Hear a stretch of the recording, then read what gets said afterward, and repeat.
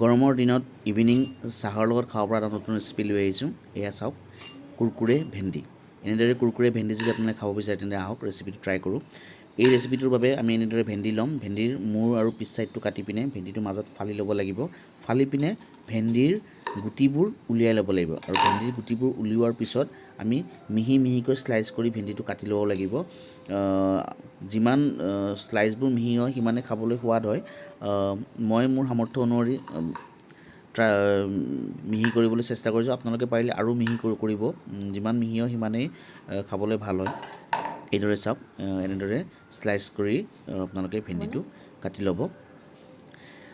তাৰপিছত কি কৰিব, যেতিয়া ভেন্দিখিনি আমাৰ কাটা হৈ যাব এইদৰে ভেন্দিখিনি কাটা হৈ যোৱাৰ পিছত আমি এই ভেন্দিখিনিত কিছু পৰিমাণৰ বেচন, নিমখ, হালধি, ধনিয়াৰ গুড়ি আৰু কাশ্মীৰী মিৰ্চ পাউডাৰ অলপমান দি পিনে সানি ল'ম। এটা কথা মনত ৰাখিব, নিমখৰ পৰিমাণটো খুব সাৱধানে দিব। যদি নিমখ বেছি হৈ যায় তেন্তে খাই একেবাৰে বেয়া লাগিব। নিমখৰ পৰিমাণটো নিজৰ জোখ অনুযায়ী দিব।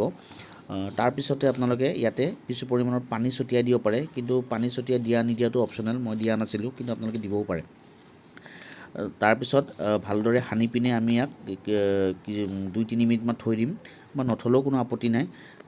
ইয়াৰ পিছতে কি কৰিম, কেৰাহী গৰম কৰিম, তাতে আমি সৰিয়হৰ তেল দিম। সৰিয়হৰ তেলখিনি গৰম হৈ যোৱাৰ পিছত জুইৰ ষ্টিমটো কমাই পিনে ভেন্দিখিনি দি দিম। একেলগে গোটেইখিনি ভেন্দি নিদিব, অলপ অলপ ভেন্দি দিব। এই চাওক, মই অলপ অলপেই দিছোঁ।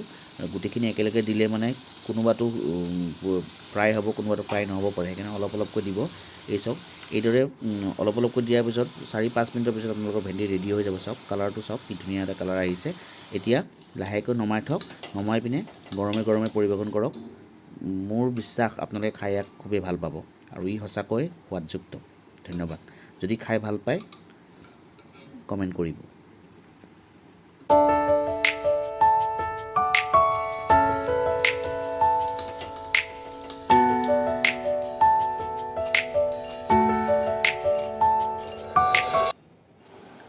তনো খাই ভাল লাগিছেনে?